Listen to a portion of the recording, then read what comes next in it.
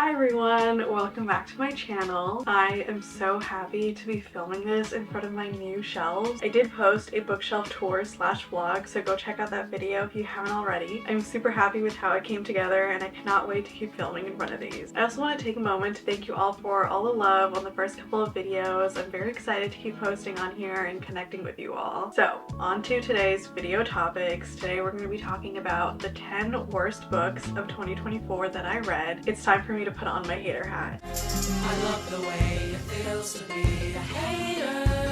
I will preface this video by saying that I have a very good sense of my taste in books. I know exactly which types of books I'm going to enjoy, and I'm very good at putting down a book if I can tell that I'm not gonna like it before I even open the pages. So because of that, I generally kind of know what books I like, and I like all the books that I read throughout the year. I very rarely have a ton of books that I dislike. Even in 2024, I don't think I rated that many books lower than like 3, maybe even 2 stars. And the books that I'm about to jump into right now aren't terrible books by any means. I just happen to dislike them, but maybe you'll like them. Also, this goes without saying that if you are an author or a reader who gets offended by negative book reviews, this video is not for you and you should stop watching right now. Alright, with that, let's jump into the 10 worst books that I read in 2024.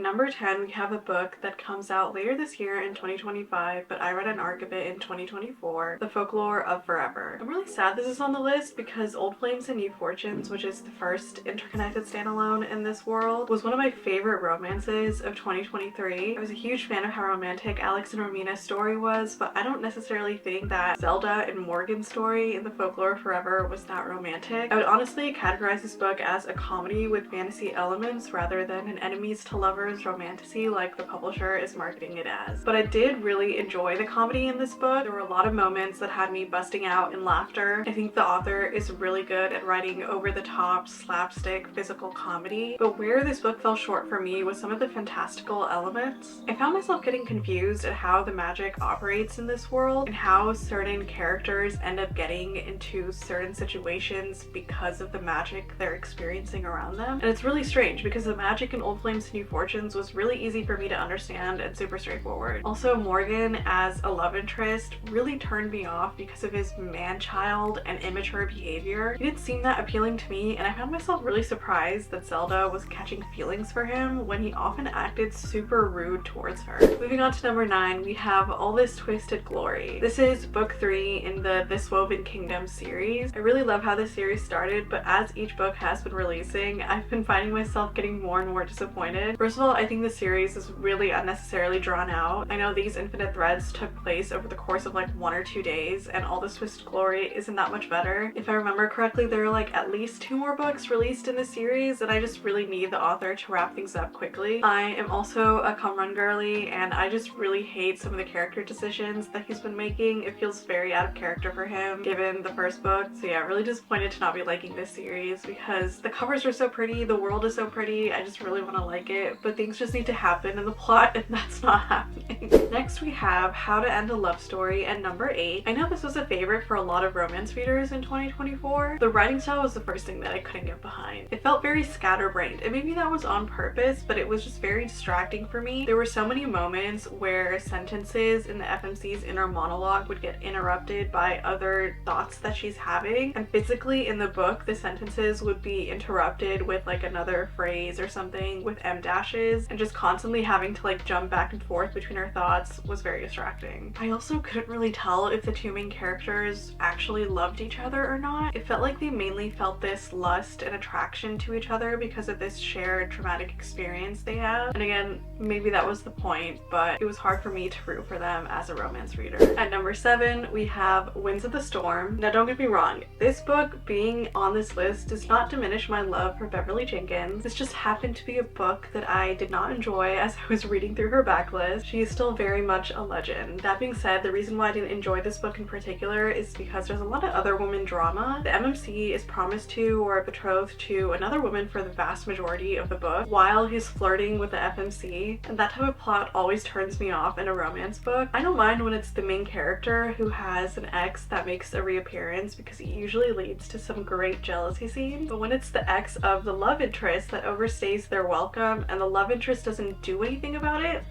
I'm out. Then at number 6 we have Fear the Flames. The reason I didn't like this book is pretty straightforward. It's a basic straight white booktok fantasy book. I can think of 10 other booktok fantasy books with the same exact plot and character type. You know the ones I'm talking about. The plot was very predictable, the dialogue was cringy, the writing style was also very poorly edited considering I read the tradpub version and it should have gone through a second round of editing before it was released. I don't have much to say more than that. The plot was very unmemorable and I definitely think there are better dragon fantasy books out there. Next we have One Star Romance at number 5. This also seemed like a book that romance readers liked in 2024. I, however, was not a fan of the main characters. They seemed like terrible people, to be completely honest, and for that reason they do deserve each other, I have to say. I don't usually mind reading romance books with unlikable main characters, but it's only if I can still root for them and they show a clear progress into becoming a better version of themselves. But if I can't root for them, I keep getting more and more annoyed with them. Also similar to Winds of the Storm, the MMC was with another woman for the majority of the book, and this woman, if I remember correctly, was a black woman. With both the FMC and the MMC being white, it reminded me of this trend that I see often in Hollywood where the black or other secondary love interest of color are discarded by the white main character to get with the white main love interest, and they're often already in committed relationships with this secondary love interest of color, and this often happens the most with black women secondary love interests. But yeah, it is a trend that I despise in media, and I felt really icky that the author went this route in her book as well. At number 4 we have Once You're Mine, and this is a dark stalker romance. While I don't mainly read dark romance as a romance reader, I feel like I've read enough to distinguish whether a dark romance book is a good one or not. Although some parts of the story were very juicy, the plot felt very predictable and cringy otherwise. I felt like the FMC had no sense of self-preservation, which is crazy considering it's a dark stalker romance. Like, the stakes are much higher here, girl. You're a grown adult, you gotta step up and be smart and look out for yourself. I don't know what to tell you. Also, I said this in my monthly wrap-up on TikTok, but the MMC was giving Jughead, I'm weird, I'm a weirdo. In case you haven't noticed,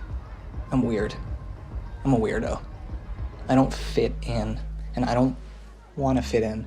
He kept monologuing like a tortured villain every single chapter, and it was so cringy. I would read one of them out to you guys, but I'm afraid you would also get secondhand embarrassment. At number 3 we have Canadian Boyfriend. This one was also disappointing because the cover is so cute and the setup between the two characters also sounded so promising. We have a hockey player who's a single father and then his daughter's ballet teacher who becomes their pseudo nanny, but I felt like there was barely any romantic chemistry between the two main characters. The pacing of this book was also very odd because I feel like there were so many scenes that were cut out from the book that were so pivotal to the romantic development. Like, the author would literally pull a fade to black situation and end the chapter, and then the next chapter would start like a week later, and then the characters would kind of recap what had happened between them that we skipped and didn't get to see as the readers. Even their first kiss was skipped over and fade to black. Like, how are you gonna write a genre romance book and then skip over the character's first kiss? At second to last we have Darker by 4 at number 2. I really wanted to love this one because I love Jade Firegold by the same author, but I was just not engaged with the story and the plot. It was confusing to follow all the characters and their own individual storylines. The writing was also a little off and awkward to read. There were times where a very significant scene would happen in the book that should trigger very significant emotions out of the characters, but they barely reacted to the event that was happening to them. Although this is very minor for me, but the 3 characters that you see on the cover, I expected those to be the 3 POVs that we see in the book, but this third character here didn't even have his own POV. It's a completely different character who has the POV in the book, so I'm very confused why the cover didn't align with the contents of the story. Lastly, at number 1, we have perhaps my most disappointing read of 2024, Children of Anguish and Anarchy. If you know about the lore of the series, you can probably guess why I didn't like this book, but if you don't, this is the 3rd and final book in the Legacy of Orisha trilogy. Book 1, Children of Blood and Bone, was published in 2018, and then Book 2, Children of Virtue and Vengeance, was published in 2019. And then 5 years later, after an insane devastating cliffhanger at the end of Children of Virtue and Vengeance, Children of Anarchy and Anguish was released. Now, I loved books 1 and 2. They were some of the first fantasy books I read when I joined BookTok, so I was super disappointed when book 3 was taking forever to be published. But I thought, you know, maybe the author is taking time to put an excellent book together. She's working on the script of her movie of book 1. Like, I get it. Maybe I should let her cook. I hate to be one of those people, but after having read the book, I'm like, it took you 5 years to write this book, and this is what you came up with? This book felt like its own standalone novel. It was so disconnected from books 1 and 2. Characters were making choices that made no sense considering their actions. In the first 2 books, we had new characters, new races of people, new world building that was never mentioned in the first 2 books and suddenly introduced in book 3. And they played very pivotal roles in book 3 and had such high stakes in the outcome of this novel that I was really confused why they were never mentioned in the first 2 books to begin with. Also, perhaps my biggest gripe with this book, the love interest of the FMC was nowhere to be found in this book. Where was Rowan? God knows. Even the secondary couple in this book, Zane and Amari, had the craziest character decisions made for them. We spent 2 books rooting for them as a couple and seeing how healthy they were compared to Zelly and Inan, only for them to suddenly not work out in book 3. I mean, I'm glad we finally confirmed a sapphic Amari because I literally called it out while reading book 1. It was gay. Why should I have to apologize? I saw gay, so I said gay. That ain't bullying. That's an astute observation. But yeah, I just felt like we built all of this character development and threw it away. The more I think about it, the more mad I get, so I'm gonna stop here.